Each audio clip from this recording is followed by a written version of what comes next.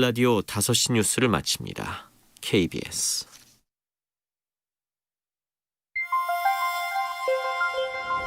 대한민국 중심 채널 KBS 1라디오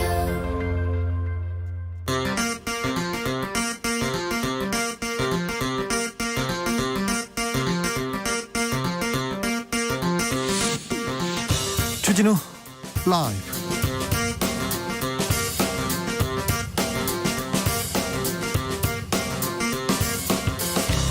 (2021년 1월 14일) 목요일입니다. 안녕하십니까, 주진우입니다. 박근혜, 최성원 국정농단 기억하시죠? 박근혜 전 대통령이 삼성, 롯데로부터 받은 뇌물 액수가 150억 원이 넘었습니다. 긴 재판 끝에 오늘 박근혜 전 대통령에게 징역 20년, 벌금 180억 원, 추징금 35억 원을 선고한 판결이 드디어 확정됐습니다. 뇌물을 받은 박 전 대통령은 징역 20년, 최서원 씨는 징역 18년 확정받은 가운데 뇌물을 준 이재용 삼성전자 부회장의 재판이 다음 주로 다가왔습니다. 판결 어떤 결과가 나올지 주목됩니다. 여야 5선 안민석, 조경태 의원과 함께 짚어보겠습니다.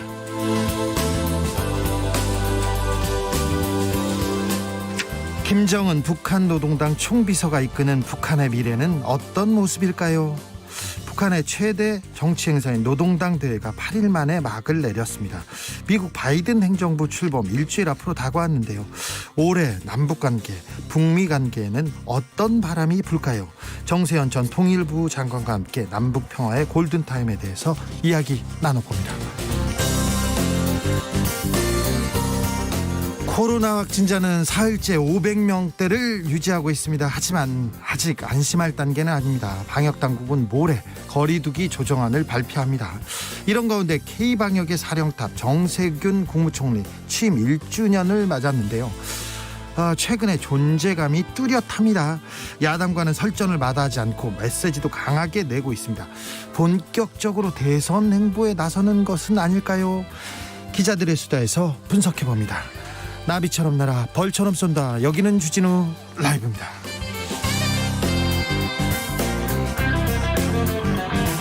오늘도 자중자애, 겸손하고 진정성 있게 여러분과 함께 하겠습니다. 네. 모르는 전화번호로 전화가 오면 어떻게 하면 보이스피싱에서 피할 수 있다고 제가 말했냐면 KBS 라디오 주진우 라이브 월요일부터 토요일까지 5시 5분에 시작합니다. 이 얘기하면 된다고 했는데요. 검찰청에서 오늘도 제가 전화를 받았는데 주진우 라이브 이렇게 제가 했습니다. 02로 시작되는 청취율 조사 전화 받으시면요. 주진우 라이브 꼭 얘기하고요. 저한테 알려주세요. 제가 뭐라도 좀 드리고 싶어요. 뭐라도 좀 챙겨드리려고 합니다. 주진우 라이브에서 21 프로젝트 한다는 거 아시죠? 2021년을 맞아서 21일 동안 매일 21명에게 프리미엄 비타민 음료 모바일 쿠폰 드리고 있습니다. 마구 드리고 싶습니다. 제 마음은 다 드리고 싶습니다. 샵 9730, 짧은 문자 50원, 긴 문자는 100원입니다. 콩으로 보내시면 무료입니다. 그럼 주진우 라이브 시작하겠습니다.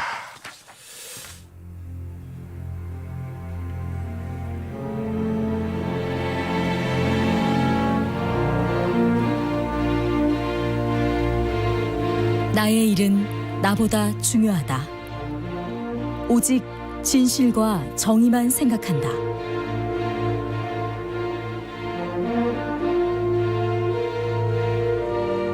탐사 보도기자 외길 인생 20년. 주진우 기자와 오늘도 함께 흔들림 없이.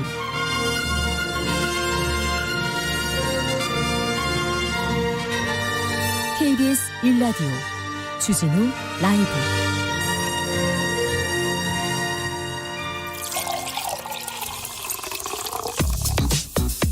진짜 중요한 뉴스만 쭉 뽑아냈습니다. 주 라이브가 뽑은 오늘의 뉴스 주스.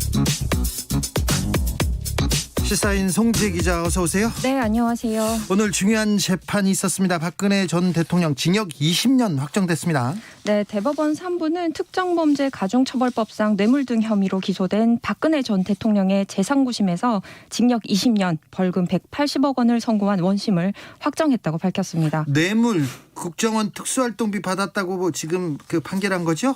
네, 재판부는 삼성, 롯데, SK의 수십억 원의 뇌물을 받고 이병호 전 국정원장에게 특수활동비 2억 원을 받은 뇌물 혐의로 징역 15년과 벌금 180억 원, 그리고 국정원 특수활동비 34억 5천만 원을 챙긴 국고손실 혐의 등의 징역 5년을 각각 선고했습니다. 여기까지 20년이네요. 그런데 또 다른 재판이 있었어요. 네, 박근혜 전 대통령은 새누리당 공천 개입 혐의로 이미 확정된 징역 2년을 더해서 총 22년의 징역을 살게 됐거든요. 네. 2017년 3월 31일에 구속이 되었기 때문에 남은 형기는 19년 남짓입니다. 이대로라면 박근혜 전 대통령은 87세가 되는 2039년에 출소하게 되고요. 네. 헌정사상 초유의 파면이라는 불명예를 겪은 박근혜 전 대통령은 노태우, 전두환, 이명박 전 대통령에 이어서 네 번째 전직 대통령 기결수가 되었습니다. 4년 가까운 재판 과정이었습니다. 형이 확정되는데 언론에서는 사면 조건 충족이라고 이렇게 기사를 내고 있어요. 목소리도 내고 있고 2017년부터 박근혜 전 대통령 재판 과정을 아예 부정하고 있습니다. 아예 부정하고 재판에 나오지 않고 있습니다. 그런데 정치권 반응 엄청 뜨겁습니다. 네, 국민의힘은 논평을 냈고요. 판결을 존중하며 국민과 함께 엄중히 받아들인다 이렇게 밝혔는데요. 네. 다만 국민통합을 내세우면서 이명박 박근혜 전 대통령의 사면을 벌써부터 요구하는 주장도 조금씩 나오고 있습니다. 예. 국민의힘 소속인 유승민 전 의원은 페이스북을 통해서 문재인 대통령은 사면을 결단하라 이렇게 촉구했고요.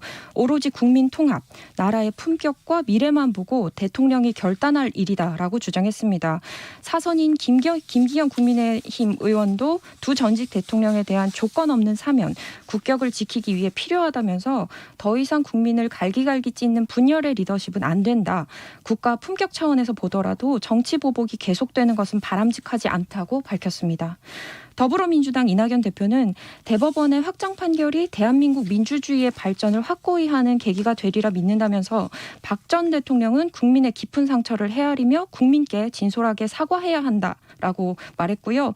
앞서 이낙연 대표는 이명박 박근혜 두 전직 대통령에 대한 사면론을 꺼낸 바 있는데 당 안팎의 비판이 고조되면서 당사자 반성 그리고 국민적 공감이 중요하다고 입장을 선회한 바 있습니다. 네, 국민들 대다수가 지금 국격, 통합, 분열 이거하고 사면하고 무슨 상관이 있냐 이렇게 얘기하는 사람도 있고요. 또 한쪽에서는 사면해야 전직 대통령 내보내줘야 이게 국민 통합된다 이렇게 주장하는 사람도 있습니다. 이 내용에 대해서는 여야 5선 내리 5선 조경태, 안민석 의원하고 자세히 이야기 나눠보겠습니다. 코로나 상황 살펴볼까요? 네, 0시 기준으로 코로나19 확진자가 524명 발생했습니다. 사흘 연속 신규 확진자 수가 500명대를 이어가고 있고요. 국내 발생 확진자는 496, 국외 유입 사례는 28명입니다. 이로써 국내 코로나19 누적 확진자는 728명에 이릅니다. 7만 728명에 이릅니다. 728명이면 얼마나 좋겠어요. 그 송지혜 기자가 바람을 좀 얘기한 것 같아요. 신규 확진자 가운데서 317명이 수도권에서 나왔고요. 예. 서울 131명, 경기도 162명, 인천 24명입니다. 3차 유행이 진정 국면으로 접어들고는 있는데 위중증 환자와 사망자 수는 계속 늘어나고 있고요. 위중증 환자는 6명 늘었고 사망자는 10명이 늘었습니다. 일본은 7,000명, 6,000명, 5,000명 이렇게 나오고 있고요. 방역 선진국이라고 하는 독일도 수만 명대입니다. 영국 6만 명, 7만 명 계속 나오고 있는데 3차 유행을 우리처럼 진정 국면으로 만든 나라는 몇 되지 않습니다. 정말 대단한데요. 굉장히 지금 잘하고 있습니다. 하지만 설 연휴까지 방역의 고삐를 바짝 더 쥘 것으로 보입니다. 새해 들어서 코로나19 신규 확진자 수가 400명에서 500명대로 내려오기는 했는데 여전히 많은 수준인데다가 방역 조치를 완화하면 언제든 다시 급격하게 늘어날 가능성이 높다는 판단에 따른 겁니다. 그렇죠. 지금껏 우리가 그런 사례를 계속 경험했지 않습니까? 네, 오는 17일 날 종료될 예정이었던 사회적 거리두기와 5인 이상 사적 모임 금지 조치가 연장이 될 것으로 보이고요. 연장될 것으로 보이죠.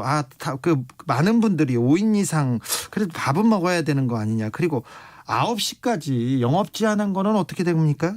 설 연휴 전으로 좀 방역 대책이 실시되면서 이 역시도 좀 연장될 가능성이 있는 것으로 보입니다. 예. 방역 당국은 오늘 코로나19 백브리핑에서 확진자 수가 100명에서 200명대로 급격히 줄지 않고 또 점진적으로 줄어들 거기 때문에 거리 두기를 급격하게 완화하면 다시 환자 수가 증가할 가능성이 높아서 이를 감안해서 조정할 계획이라고 설명했습니다.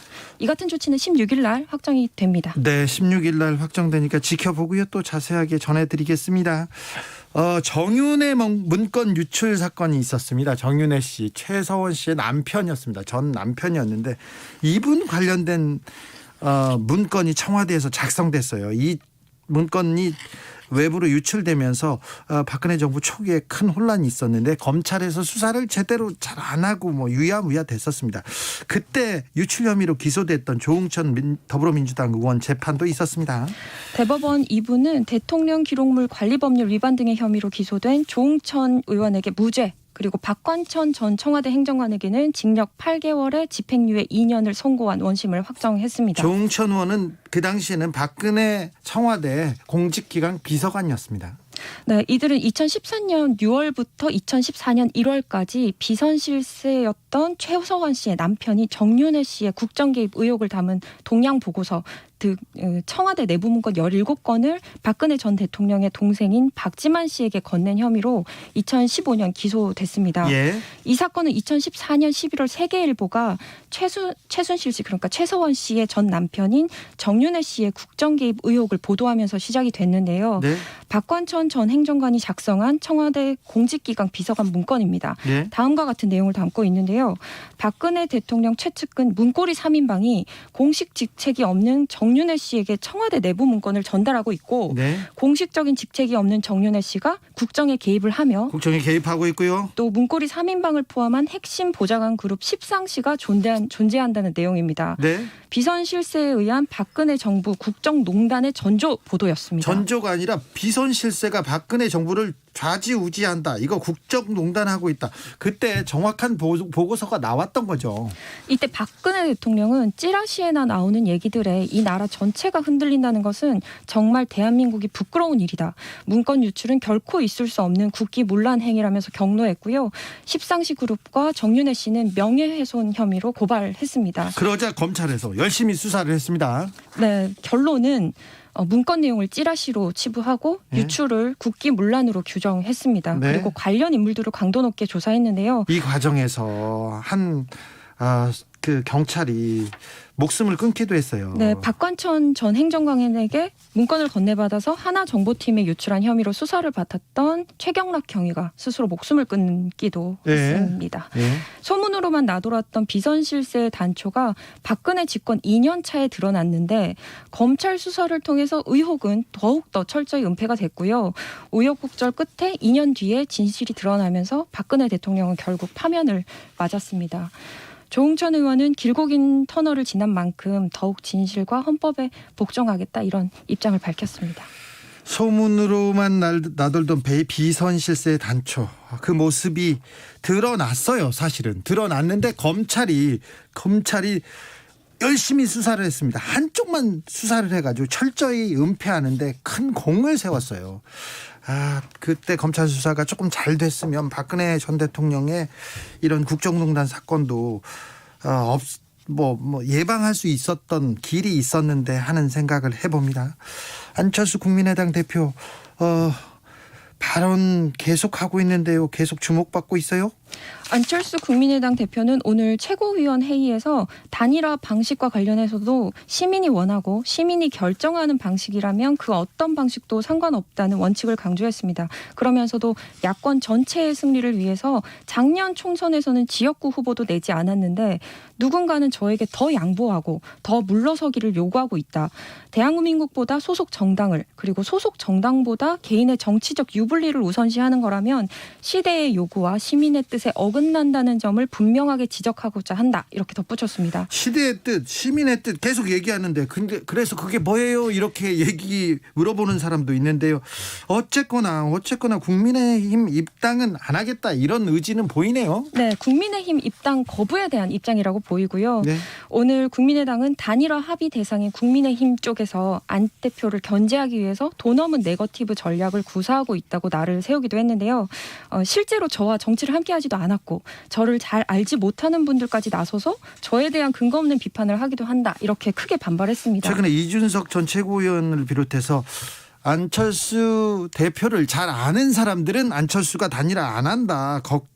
안철수를 잘 아는 사람들은 안철수의 정치력 굉장히 회의적으로 쳐다보고 있다. 이 얘기에 대한 발끈 좀 화난 거예요. 안철수 대표 이 정도 한 거면 굉장히 화났습니다. 김종인 비대위원장은 뭐라고 했습니까? 네, 국민의힘 김종인 비대위원장은 지난 1월 6일 비공개로 안철수 국민의당 대표를 만난 자리에서 올 4월 서울시장 후보 야권 단일화와 관련해 3월 초 단일화 또는 입당 중 하나를 결심하라고 했다. 이 사실을 공개했고요. 네. 안철수 대표가 국민의힘에 입당하지 않겠다면 더 할 얘기가 없다면서 야권 단일화가 사실상 3월 초로 미뤄졌다는 뜻을 보였습니다. 일단 미뤄지겠네요.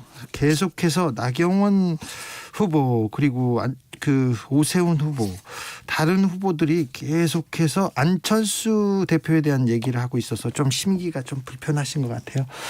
재난지원금 지금 3차 4차 계속 얘기 나오는데 전 국민에게 다시 주자 이런 얘기를 이런 주장이 계속 나오고 있습니다. 이재명 경기지사도 계속 목소리를 높이고 있는데요.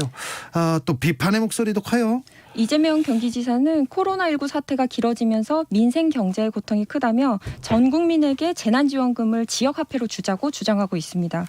하지만 정부와 여권 내부 야권에서는 상대적으로 타격이 큰 업종과 계층의 지원을 집중해야 한다고 맞서고 있는데요. 네. 이런 가운데 경기도가 도민을 상대로 보편적 재난지원금 지급 움직임을 보이고 있습니다. 네. 김종민 더불어민주당 최고위원은 어제 방역당국과 조율되지 않은 성급한 정책은 자칫 국가 방역만에 혼선을 준다고 지적을 했는데요. 더불어민주당 최고위원인데요. 최고위원들 김종민 의원께서 직접 또 한마디 하셨네요.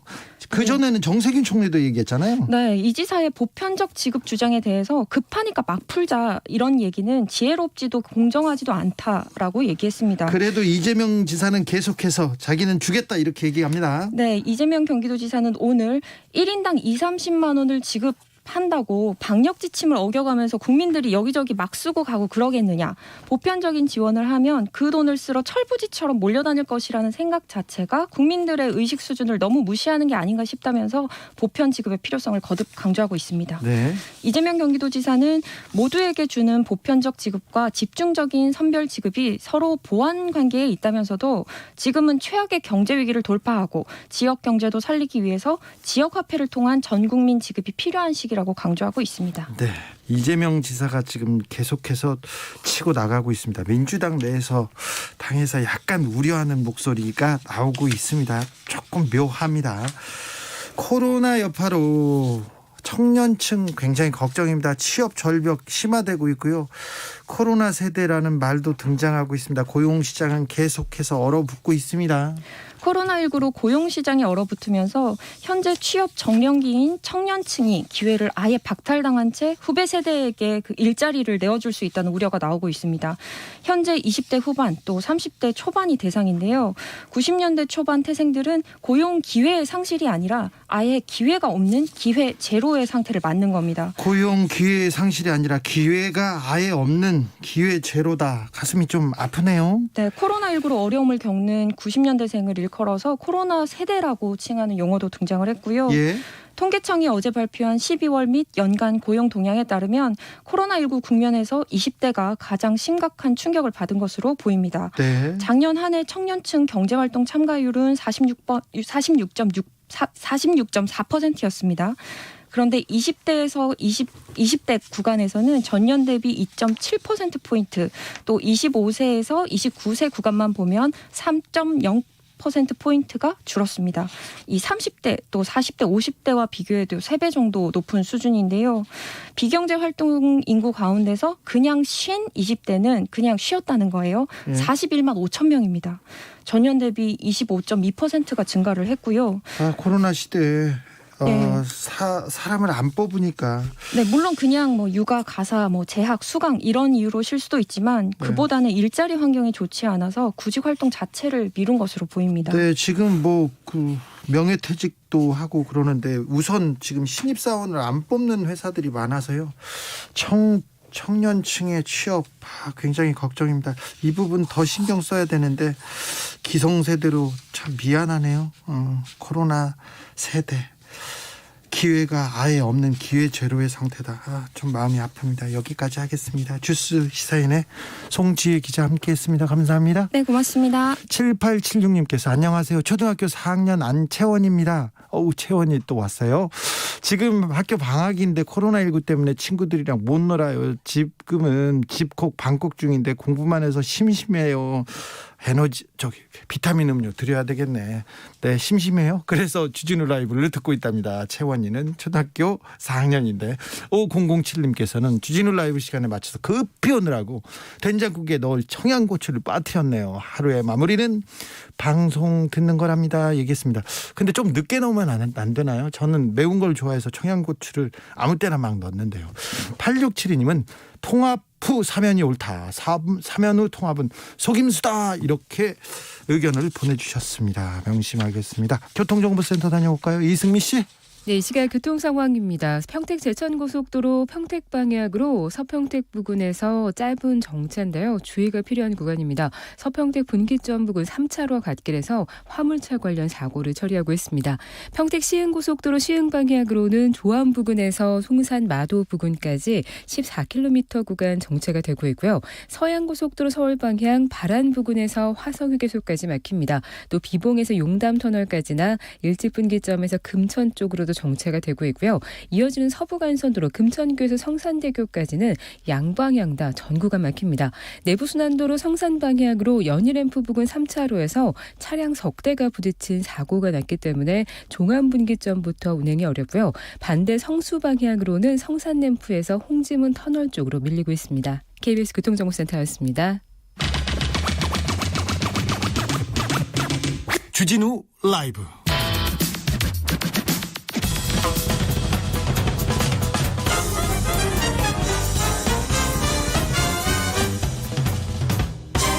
훅 인터뷰. 모두를 위한 모두를 향한 모두의 궁금증 훅 인터뷰.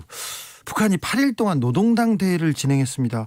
엄청 크고 중요한 정치 행사라는데 이게 뭐지요? 그리고 이번 노동당 대회에서 김정은은 노동당 총비서가 됐고요. 여동생 김여정은 부부장으로 강등됐다고 하는데 또 이건 또 무슨 일인가요? 북한에서 대체 무슨 일이 벌어지고 있는지, 2021년 남북미 한반도 정세는 또 어떻게 흘러가는지, 한반도의 현인 정세현 민주평화통일 자문회의 수석 부의장 모셨습니다. 안녕하세요. 예, 안녕하세요. 네. 북한 최대 정치 행사 노동당 대회가 막을 내렸습니다. 이 당 대회가 그렇게 중요한 행사입니까? 중요하죠. 왜냐하면 우리가 말하는 공산국가는 네. 공산당이 국가를 운영하는 개념이에요. 네. 그러니까 조선노동당이 조선민주인민공화국을 운영합니다. 네. 중국도 중국노동당이 중화인민공화국을 운영하는 개념이기 때문에 네. 당의 그 직위는 사실 국가직보다도 높아요. 네. 한 급 위지. 근데 당대회가 원래는 중국도 그렇고 북한도 그렇고 당 규약에는 5년마다 한 번씩 하게 돼 있어요. 네. 근데 그동안에는 그 김정일 시대에는 장대회를 한 번도 열지 못할 정도로 경제가 나빴었는데, 김정은은 2016년 5월 달에 당대회를 열어가지고 5년 만에 지금 다시 열었는데, 5년 만에 연 가장 큰 북한의 정치 행사라고 그렇죠. 이렇게 보면 되겠네요. 그러니까 이번에 1월 초에 열린 당대회에서 결정된 사항들은 네. 앞으로 9차 당대회가 열릴 때까지 5년 후 예. 그때까지 북한의 정부 기관들이나 북한 인민 주민들이 그야말로 목숨처럼 이행을 해나가야 되는 중요한 의미가 있는 결정들을 이번에 내놓은 겁니다.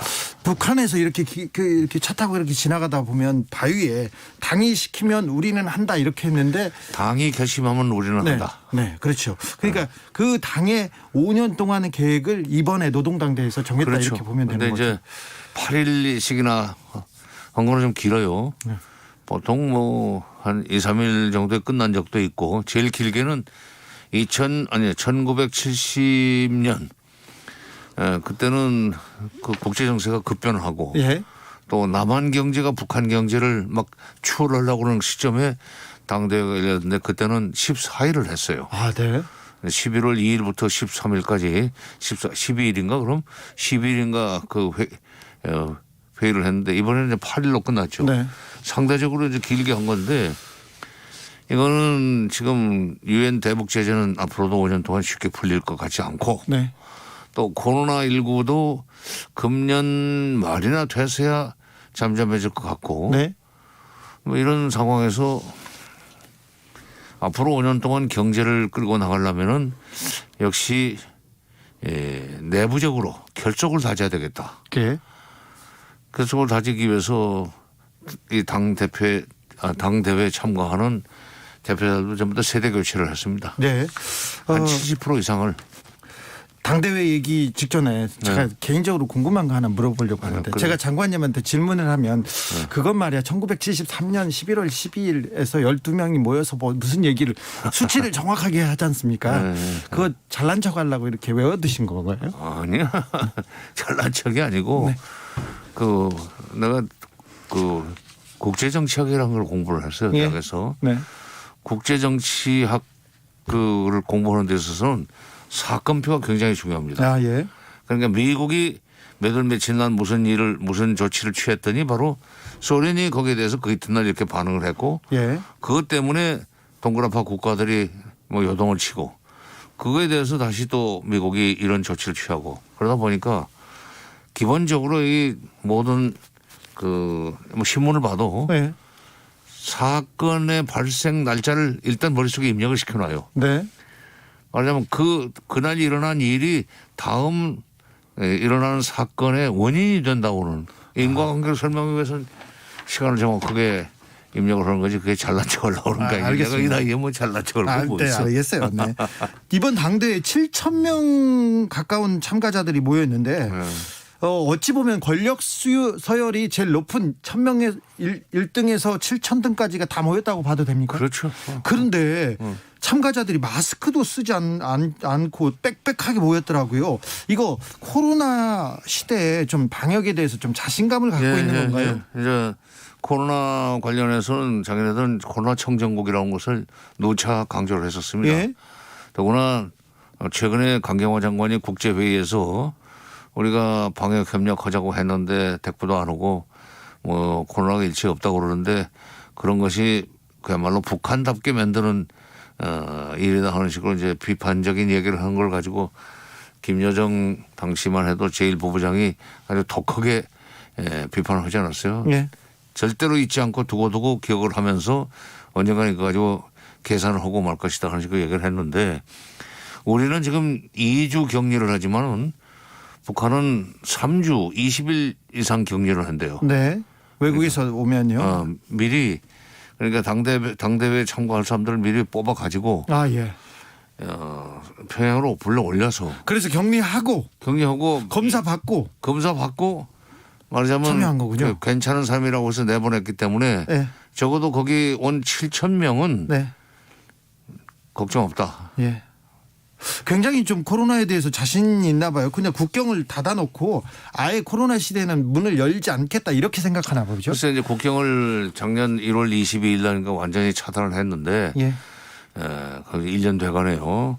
근데 그렇게 해서 그야말로 경제적인 그 경제 발전의 부진까지 몰고 온 코로나 방역 그 결과로 좀 그렇게 된 거죠. 그러니까 아니 뭐 그렇게 꽁꽁 닫아놓고 그것도 못해서 되겠어요? 네. 그러니까 알겠습니다. 인민들한테는 예. 어떤 의미가 있느냐면 국제사회도 마찬가지고 북한이 북한 주민들한테는 야 이거 우리나라가 진짜 코로나에 대해서 이제 걱정하지 않아도 될 정도로 네. 김정은 위원장 동지가 총비서가 됐죠. 총비서 동지가 제대로 일을 하고 있구나 하는 식으로 생각을 하게 만드는 소위 그 화면이요, 그게. 아, 예. 북한을 극장 국가라고 평가한 인류학 교수가 있는데 뭐 한양대학의 정병호 교수라고 진짜 북한의 모든 그 정치 행사는 인민들한테 보여주고 그걸 통해서 체제에 대한 지지도를 높이는 그런 행사. 이번에 그것이 대표적인 경우죠. 아, 네. 김정은 국무위원장의 노동당 총비서 추대, 여기에 대해서도 많은 해석이 있는데 김여정의 강등에 대해서는 조금 의외라는 반응이 있습니다. 이거는 어떻게 해석해야 됩니까? 총비서는 사실 당 중앙위원회 위원장이나 총비서나 그게 그건데 직함을 그동안에는 안 썼죠. 당 중앙위원회 위원장이라고 썼죠. 네. 한 10년 동안. 네. 그러다가 초기에는 제1비서라고 했다가 이제 중앙위원회 위원장이라고 했는데 이번에 다시 총비서로 된 것은 아버지 할아버지 때의 직함을 이제 자기도 쓰는 거예요. 네. 집권 10년 차에 들어가면서 총비서로 이제 추대가 된 셈이죠. 네. 하는 일은 똑같습니다. 사무실도 그대로고. 근데 총비서로 된다는 얘기는 이제 집권 10년 차 되면서부터 소위 위상을 좀 더 높여가지고 아버지 할아버지급으로 좀 올라가겠다는 그런 의지가 담겨 있다고 봐야 되고, 김여정 제1부부장을 보통 다들 정치국 후보위원회에서 정치국원으로 올리거나 상무위원으로 뛰어오를 거로 네. 예상들을 했었는데 2인자라고 막 얘기하기도 2인자로 했잖아요. 했으니까. 네.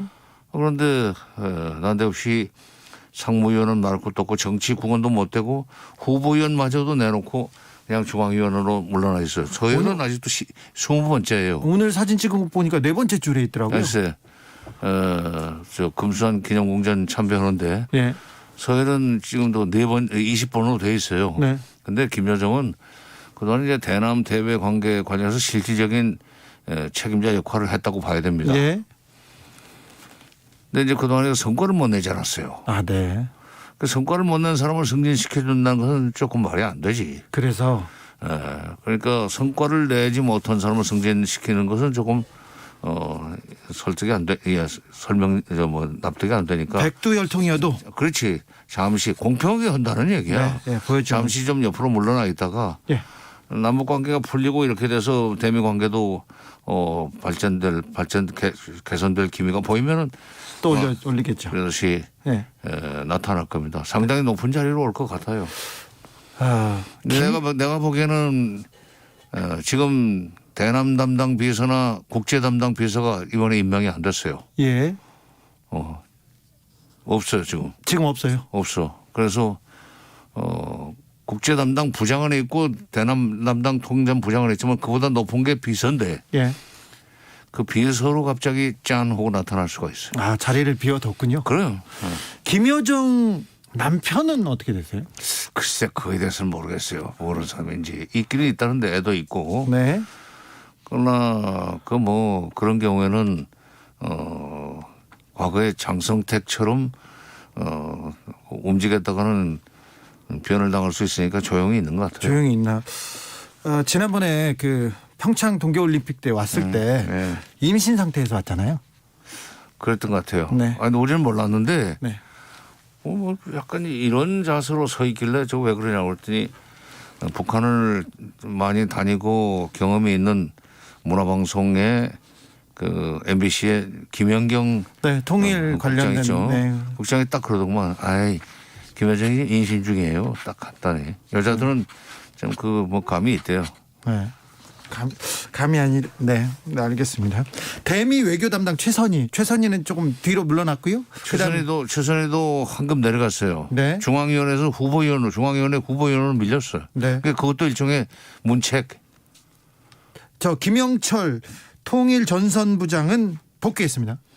통일전선부장으로 복귀를 했지만은 네. 원래 그 사람이 비서였었어요. 네. 비서면 굉장히 높은 겁니다. 우리나라에서 비서는 전화 받고 무슨 차심부로 하는 게 비서지만 공산국가에서 비서는 네. 장관 2-3명을 거느리는 자리예요. 아, 그래요? 그럼 비서였었지. 네. 비서였었는데 비서로 좀 돌아가지 못하고 네. 통전 부장으로 다시 내려온 거예요.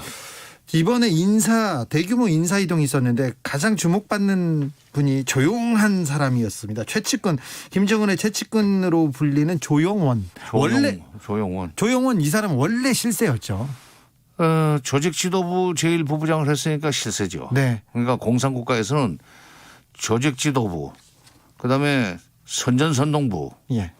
이쪽이 그 실세입니다. 근데 조직 지도부 제1부부장을 하다가 지금 이번에는 상무위원으로 올랐을 뿐만 아니라 금수산 기념공장 참배하는 그 행사에는 13일 새벽인가 거기에는 옆에 넘버 3로 나왔어요. 김정은 왼쪽에 최룡해, 예. 그다음에 오른쪽에 조용원. 그 전에 리병철이라고 핵 미사일 담당 그 공군 장군이 넘버 3였었는데 네.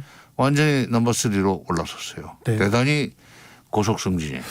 자, 인사는 거기까지 보고요. 김정은 위원장이 이번에 노동당 대회에서 미국에 대한 메시지 그리고 우리 정부에 대한 메시지 이렇게 던졌습니다. 어떻게 보시는지요? 미국에 대해서는 강대강 선대선이라는 말만 했어요. 예. 남쪽에 우리에 대해서는 남쪽이 하는 만큼만 남쪽이 합의 이행하는 거, 남북 간의 합의를 이행하는 만큼만 자기도 이행을 하겠다. 그런 식의 원칙적인 얘기를 했는데 네. 그러면서도 군사훈련 한미 군사훈련 이제 3월 달에 통상적으로 놔두면은 그대로 놔두면은 3, 4월에 하게 돼 있는 한미연합 군사훈련을 중단해 줬으면 좋겠다는 네. 중단하라는 표현은 안 했지만 그걸 안 한다고 안 하기로 합의를 해놓고 군사분야 합의서에서 2019년 9월 달에 그거를 그동안에 한두 번 시행했는데 이거는 약속을 어기는 거다 하는 것을 지적을 했어요. 그 얘기는 금년에 하지 말아달라는 네, 얘기지. 네. 그러니까 금년에 하지 말아달라는 얘기는 뭐 의뢰 진행하는 말이 아니고 북쪽의 입장에서 볼 때 한미연합훈련은 정말 무시무시한 겁니다. 아니 북한에서는 한미연합훈련만 하면 왜 그렇게 강하게 그렇지. 반발하고 좋은 질문이야. 네? 반발이 아니라 오금이 저리는 벌벌 떨어요. 벌벌 떨게 돼 있다고. 왜냐하면 보시오. 우리는 기름을 1억 톤이 넘게 사다가 쓰잖아요. 예. 북한은 1억 톤을 그만두고 100만 톤도 안 되고 지금 더구나 유엔 대북 제재 때문에 30만 톤, 40만 톤도 거의 진짜 야매로 사다가 쓰는데 네. 뒤로 야매 아니고요. 아이고. 그 훈련을 하면은 네.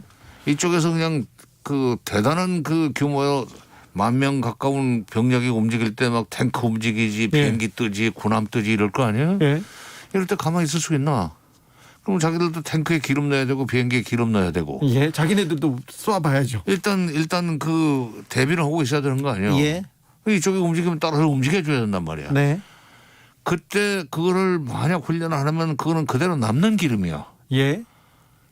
내내 1년 내내 쓸 수 있는 기름인데 봄 한두 달 동안에 그 왕창 낭비해버리는 게 국가 경제적으로 큰 손실이기 때문에 네. 군사적인 위협보다는 경제적 이 손실이 크기 때문에 거기에 대해서 그냥 해마다 손을 절레절레 오면서 중지해달라고 네. 요청한 거죠. 한미연합훈련이 우리 보면 어디 산에다가 그냥 포 쏘고 비행기 뜨고 그리고 뭐 해수욕장 같은 데서 상륙훈련하고 하는데 그냥 쳐다보면 되지 왜 그렇게 북한에서 아니 이렇게 산에다 쏘고 그다음에 바다에 이제 왔다 갔다 하지만 산에다 쏘는데 이렇게 나가서 산에다 쏘는 척하다가 그 실수로 잠깐 나서 북쪽 지역에 떨어지지 말라는 보장이 어디 있어요? 그래서 대비해야 되고 글쎄요, 거기에 그러니까. 기름 써야 되고 예. 이게 등치가 이런 그 권투 선수가 예. 샌드백을 두드리면서 그 샌드백을 두드리는 척하다 지나가는 놈 푹 한 대 건드리면 죽는 거 아니에요? 네. 그런 원리로 그 사람들은 두려워하는 거예요. 네. 다음 주 바이든 정부가 공식 출범합니다.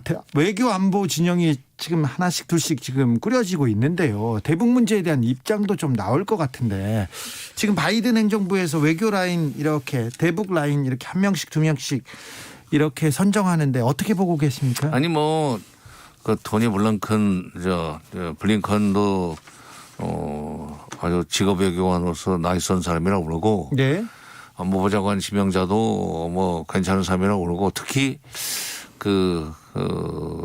아시아 문제를 총괄할 자리를 신설을 해서 아시아 차르라고 하는 네. 차르라는 게 러시아의 황제 아니에요. 그렇죠. 근데 아시아 차르 격으로 커트 캠벨. 커트 캠벨을 지명했다고 그러는데 그 사람은 이제 대북 문제뿐만 아니라 사실은 중국 통이지 중국 문제 전문가죠. 예. 오바마 정부 때 동아태 부차관보를 하면서 이른바 아시아 회귀 정책이라는 걸 생각하는 사람입니다. 아시아 영어로 회귀 피봇 정책. 투 아시아. 왜냐하면 그동안에 중국은 뭐 미국을 앞으로 이어볼 수 있는 가능성이 없다고 생각하고 중동 쪽에 주력을 했는데 미국이 예. 그 사이에 중국이 경제 성장을 빨리 해가지고 무력을 국방력 무력을 증강해가지고 드디어 2010년대 초반이 되면은 태평양을 놓고 미국과 힘겨루기를 할 수 있을 정도로 커져버렸단 말이야. 네. 잠깐 눈을 딴 데로 돌리는 사이에. 예. 그래서 다시 이거 안 되겠다. 아시아로 다시 재귀환을 해야 되겠다. 그게 피보트 아시아인데 네. 그걸 서원했던 사람이에요. 예. 그러니까 앞으로 커트 캠벨이 들어오면은 북한 문제보다는 그리고 현실적으로 지금 바이든 정부나 트럼프 정부나 또 어떤 정부가 됐든 간에 지금 승승장구 경제가 승승장구하는 중국을 어떻게 견제해서 아시아에서 구축해놓은 미국의 헤게모니 권력을 유지해 나가느냐는 것은 대통령이 누구냐에 관계없이 미국의 굉장히 중요한 문제입니다. 네. 그러니까 캠벨은 중국 쪽에 주력을 하려고 보지만 그래도 북한에 대해서 조금 감각을 가지고 있는 사람들이기 때문에 나쁘진 않은데 네. 문제는 이 사람들이 청문회를 통과해서 실제로 책상에 앉아가지고 뺀때를 굴릴 수 있을 때는 이건 6개월이 넘어 걸려요. 네. 그 앞으로 6개월이 공백 기간이란 말이에요. 아이고, 미국에서는. 그 시간이 우리한테 엄청 소중한 시간 그렇지. 아닙니까? 그 우리가 놀 수 없잖아. 네. 그 시간을 우리가 그야말로 뭔가를 해야죠. 우리가. 소금을 아껴서 네. 뭔가 해야 된다. 네. 그러기 위해서는 한국 정부가 예. 미국의 신정부 사람들이 아직 그 자리에 취임은 못했지만 네.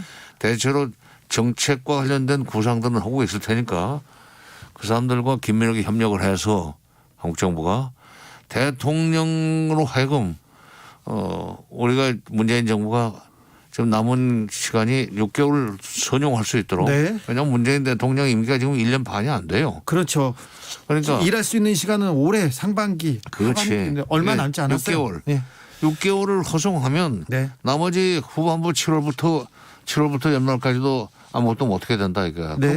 그러고 내후년에는 선거로 바로 들어가 버리니까 이 6개월을 금쪽같이 써야만 우리가 살 수 있겠다 하는 논리로 미국을 설득해야 됩니다. 미국이 한반도에 관심이 좀 떨어지고 트럼프가 정신이 없을 때 그나마 우리 한국에서 정치권에서 좀 남북관계에 활로를 모색해야 된다 계속 얘기하시고 그리고 정치인들이 좀 역할을 해야 된다. 이인영 통일부 장관이 잘할 것이다 그렇게 얘기하셨어요. 네. 그런데 통일부가 지금 뭔가는 하고 싶은데 지금 성과는 없는 것 같습니다. 이번에 신년사에서 우주의 기운이 모이듯 한반도 대전환 온다 이렇게 얘기했는데 좀 통일부 남북관계 진전 우주의 기운이 뭐 어쩌고 저쩌고 하는 거 보고 이 사람이 어디 계룡산에 가서 도사를 만나고 왔나 하는 생각을 했는데 네. 어쨌건 지금 바이든 정부의 참모로 거론되는 사람들이 잘하면은 우리를 도와줄 수 있는 그런 성향인 것은 틀림없는 것 같아요. 네. 그런 점에서는 우주의 기운이 우리한테 유리하게 돌아간다는 얘기를 할 수 있을 텐데 네. 그래서 통일부가 이제 그런 생각을 하고 있으면 외교부가 통일부 입장에서 일을 좀 해줘야 됩니다. 네. 예. 한미 협조를 하는데 협의를 하는데 그러니까 한미 협의를 하는데 그냥 미국 얘기 들어보고 우리 입장을 얘기하는 식으로 이렇게 말하자면 협의를 하지 말고 네네. 우리 입장을 분명히 정해가지고 네. 미국한테 이거는 꼭 해줘야 된다. 네. 말하자면 미국의 입장을 듣고 우리 대응책을 내놓는 것이 아니라 네. 우리 포지션을 분명히 정해가지고 미국한테 설득을 하면서 이거는 꼭 해줘야 된다. 네. 이런 식으로 6개월을 써나가면은 첫째가 이제 한미연합훈련을 중단하는 문제. 네. 훈련은 이것도- 좀 중단해야 됩니까? 이것도 해야 돼. 네, 중단해야 됩니다. 그걸 해야 이제 비로소 문이 열려요. 정세현 장관이 그 한미연합훈련 중단해야 된다고 얘기했습니다. 해야 됩니다. 네. 그건 오래된 얘기야. 예. 그리고요. 작년에도 얘기했고. 예. 그러니까 김정은 위원장도 그 얘기를 했어요. 그 종화보고에서 그런 것이 이제 풀리면은 2018년 3월의 봄 같은 상황이 그렇죠. 다시 올 수 있다. 네. 그러니까 제발 좀 훈련 좀 하지 말고 네. 그다음에 그걸 계기로 해서 남북 대화를 시작해가지고 2018년 3월의 봄을 재연하고 예. 그리고 그 토대 위에서 한국이 주선해가지고 북미 관계가 개선될 수 있도록 길을 열어달라. 이게 지금 이번 대남 메시지를 그렇게 명시적으로 하지는 않았지만 네. 또 이 남쪽이 하는 것만큼 하겠다. 그다음에 미국에 대해서는 강대강 선대선 이렇게 하는 거 보면은 우리가 중재자 역할을 다시 해주기를 바라는 그게 들어가 있고 바이든 정부가 잘하면 선대선으로 갈 수 있는 것 같다. 네. 김정은 위원장이 그 7,000명 모아놓고 좀 남북관계 개선, 북미관계 개선하고 싶다 이렇게 좀 해달라 이렇게 좀 메시지를 보내고 쪽팔리지 그렇게는 못하지. 그래서 이렇게 암시적으로 그렇죠. 그래서 이제 그쪽에서도 그런 정도로 띄워놓으면은 아마 자기네들의 소위 그 본심을 읽어내 주리라는 기대를 가지고 네. 하는 거죠. 김정은의 속내 그 본심을 정세현 전 장관과 함께 읽어봤습니다. 오늘 말씀 감사합니다. 예, 감사합니다.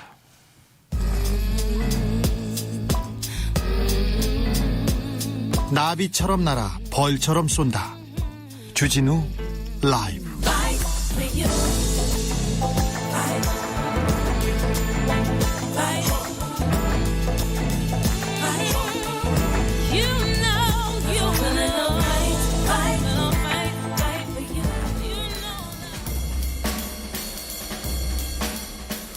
느낌 가는 대로 그냥 고른 뉴스 여의도 주필. 비트코인 비번 까먹어서 2,600억 원 날릴 위기에 처한 미국 남성. 서울신문 기사입니다. 컴퓨터 프로그래머 스테판 토마스라는 사람이 있습니다. 10년 전에 암호화폐 관련 영상을 제작해주고 비트코인을 받았어요. 7,000 이 비트코인, 당시 비트코인 한 개 가격이 2달러에서 6달러니까 그러니까 하나로 한 1,500만 원에서 4,600만 원 수준에 이렇게 돈을 받았는데요. 그리고는 까먹었어요. 까먹었는데 비트코인 가격이 천정부지로 치솟아서 그 가치가 지금은 2,600억 원을 넘었습니다. 2,600억 원. 그런데 전자지갑에다 넣어놨는데 오랫동안 확인하지 않고 토마스가 비밀번호를 까먹었습니다. 또 비밀번호를 잊어먹어서 자주 쓰던 비밀번호를 계속 눌러봤습니다. 이 토마스도 저하고 비슷한 것 같아요. 저도 비밀번호 잘 모르거든요. 근데 8번 시도해서 실패했어요. 그런데 비밀번호를 10번 틀리면 이 전자지갑은 완전히 사라집니다. 그러니까 2,600억 원도 날아간답니다. 그래서 토마스가 요새 누워서 맨날 비밀번호를 생각하고 있는데 지갑이 열리지 않고 있다고 합니다. 그러면서 토마스가 이런 얘기합니다. 이번 일로 암호화폐를 더욱 싫어하게 됐어요. 은행이 있는 이유는 우리가 이런 일들을 하기 싫어서이기 때문 아닌가요? 그러면서 울분을 토하고 있습니다. 사연이 알려지자 내가 풀어줄 테니까 돈 10% 내놔라 이렇게 얘기하는 사람도 있는데 비트코인 암호화폐 분석업체에 따르면요 한 20% 정도는 주인이 비밀번호를 여는데 실패해가지고 찾아가지 못하는 돈이라고 합니다. 최근에 영끌한다, 부동산 투자한다, 뭐 주식 투자한다, 비트코인 대박 노리는 그런 사람들 많은데요. 대박 노리다가 이렇게 쪽박차는 20%가 있다는 것도 한번 좀 생각해 보자고요.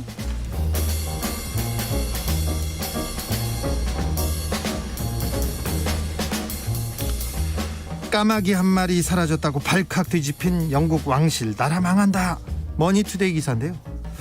영국의 관광명소 런던탑이 있습니다. 런던탑 아시죠? 가시면 까마귀 한 마리가 사라졌대요. 그런데 제2차 세계대전 당시에 런던탑 안에 까마귀가 한 마리 살아남고 나머지 다 죽었어요. 그래서 독일 침략의 풍전등화 위기에 영국을 구한 까마귀 이러면서 전설을 신봉하게 됩니다. 영국에서. 그래서 까마귀가 런던탑을 떠나면 나라가 망한다는 이런 얘기가 계속 나와요. 코로나 때문에 나라 망하게 생겼다 했는데 런던탑에 있는 가장 유명한 까마귀 14살짜리 까마귀 멜리나가 요새 사라져서 안 보인대요. 왜 그럴까 했는데 그 관광 명소에서 이렇게 관광객들이 이렇게 먹이도 주고 뭐 했는데 관광객들이 없으니까 지루하고 외로워서 어디로 떠난 것 같다는 거 봅니다. 그래서 런던탑 관리하는 분이 까마귀가 탑을 떠나지 않도록 관광객이 다시 늘었으면 좋겠어요. 코로나가 빨리 끝났으면 좋겠어요. 이렇게 얘기한답니다. 멜리나 말고도 다른 까마귀들이 런던탑에 있답니다. 그래서 나라 망하는 것도 아닌데 영국 사람들 참 재밌네요. 까마귀 한 마리 때문에 들썩거리고 영국 왕실이 난리 나고 참 코로나나 좀 잘 제어했으면 좋겠어요.